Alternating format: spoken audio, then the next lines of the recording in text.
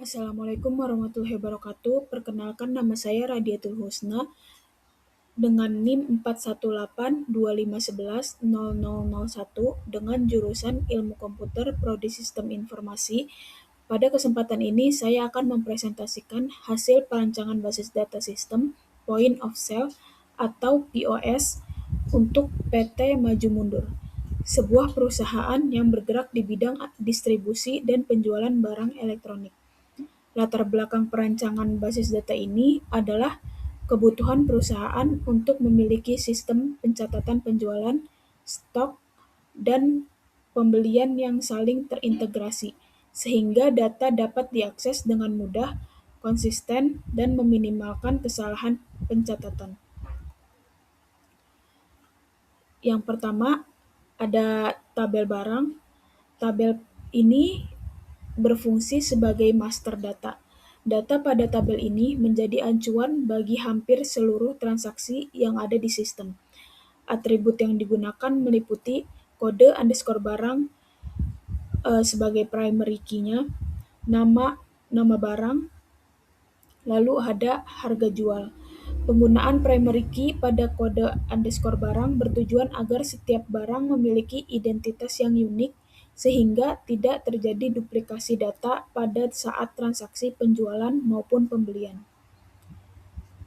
Selanjutnya ada tabel lokasi.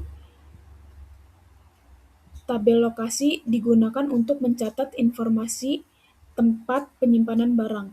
Atribut pada tabel ini terdiri dari ID lokasi sebagai primary key, nama lokasi, dan juga jenis lokasi. Dengan adanya atribut jenis lokasi, sistem dapat membedakan antara gudang dan toko. Hal ini penting karena proses pengelolaan stok di gudang dan di toko memiliki karakteristik yang berbeda. Selanjutnya ada tabel stok. Tabel stok berfungsi untuk mencatat jumlah barang pada setiap lokasi. Tabel stok memiliki atribut ID stok sebagai primary key, kode barang sebagai foreign key, lalu ada ID lokasi sebagai foreign key, lalu selanjutnya ada jumlah stok. Dengan adanya foreign key, sistem dapat memastikan bahwa data stok hanya dapat dimasukkan jika kode barang dan lokasi tersebut benar-benar ada di tabel induknya. Hal ini menjaga integritas data dalam basis data. Lalu selanjutnya ada tabel penjualan. Tabel penjualan mencatat transaksi penjualan secara umum. Atribut yang digunakan di tabel penjualan yaitu ID penjualan, tanggal penjualan, dan juga total penjualan. Primary key yang digunakan di sini yaitu di ID penjualan. Tabel ini tidak menyimpan detail barang untuk menghindari redundansi data dan mempermudah pengelolaan transaksi dan dalam jumlah yang besar. Lalu ada tabel detail penjualan. Tabel detail penjualan digunakan untuk mencatat rincian barang yang dijual pada setiap transaksi. Atribut yang digunakan pada tabel detail penjualan yaitu ID detail penjualan, ada ID penjualan, kode barang, jumlah, dan juga harga. Foreign key-nya yaitu ID penjualan dan juga kode barang.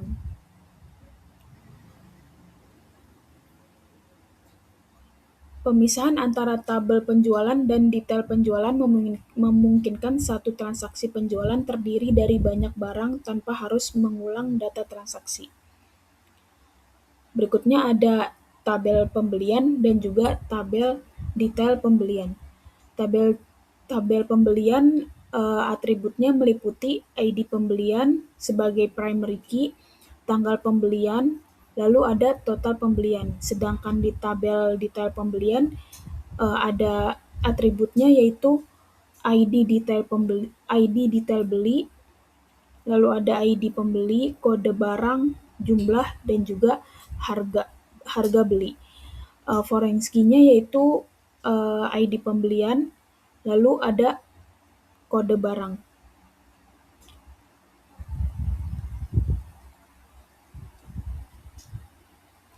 Selain penjualan, sistem juga mencatat transaksi pembelian barang dari supplier. Tabel pembelian mencatat data transaksi secara umum, sedangkan tabel detail pembelian mencatat rincian barang yang dibeli, termasuk jumlah dan juga harga beli. Struktur ini membantu perusahaan dalam melakukan kontrol stok dan evaluasi harga pembelian dari waktu ke waktu. Lalu selanjutnya ada normalisasi data. Basis data ini telah dinormalisasikan hingga third normal form untuk menghindari redundansi data, meningkatkan konsistensi, dan memudahkan pemeliharaan sistem. Berikut adalah normalisasi data. Yang pertama ada first normal form. Seluruh atribut bersifat atomik dan tidak terdapat pengulangan data dalam satu kolom. Lalu ada second normal form. Seluruh atribut non-key bergantungan sepenuhnya pada primary key. Ketiga ada third normal form. Tidak terdapat ketergantungan transitif antar atribut non-key. Selanjutnya ada perintah DDL atau Data Definition Language. Setelah desain konseptual dan logis selesai, langkah selanjutnya adalah mengimplementasikan basis data menggunakan perintah DDL atau Data Definition Language. Yang pertama itu pembuatan database. Langkah pertama dalam membuat database menggunakan perintah create database post_maju_mundur. Perintah ini berfungsi untuk membuat wadah utama tempat seluruh tabel disimpan. Setelah itu digunakan perintah use post_maju_mundur untuk memastikan seluruh perintah selanjutnya dijalankan pada database yang benar. Lalu ada tabel barang, create tabel barang.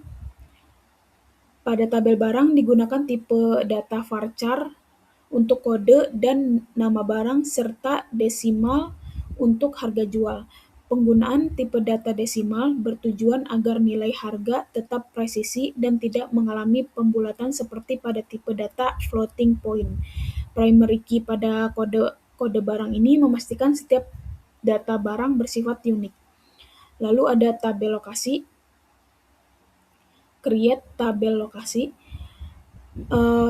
Tabel lokasi menggunakan primary key, ID lokasi, atribut nama lokasi, dan jenis lokasi dibuat dengan tipe data varchar agar fleksibel jika di kemudian hari terdapat penambahan lokasi baru.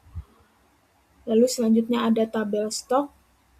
Pada tabel stok ditambahkan foreign key yang mengacu pada tabel barang dan tabel lokasi. Tujuannya yaitu dari foreign key ini adalah untuk menjaga hubungan antar tabel dan mencegah data stok yang tidak memiliki referensi barang ataupun lokasi. Dengan struktur ini, jika suatu barang atau lokasi dihapus, sistem dapat mengontrol dampaknya terhadap data stok. Lalu ada DDL untuk tabel penjualan dan detail penjualan. Ini untuk tabel penjualan, DDL-nya create tabel penjualan, tanggal penjualan, date-nya not null, total penjualan juga not null.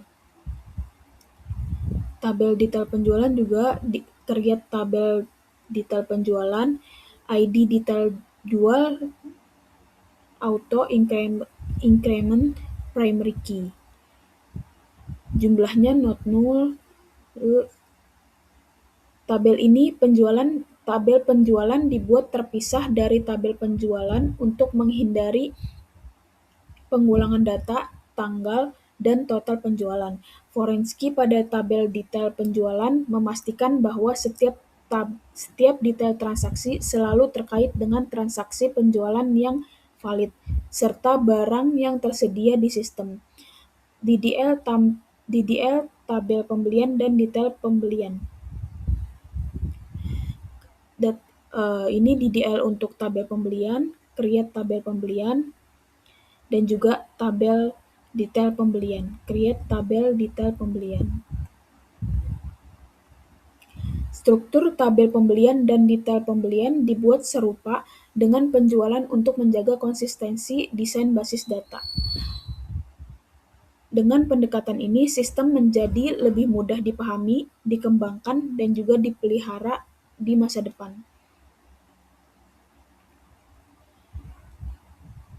Dengan penerapan perintah DDL yang tepat, basis data POS PT Maju Mundur dapat berjalan secara terstruktur, konsisten, dan aman dari kesalahan relasi data.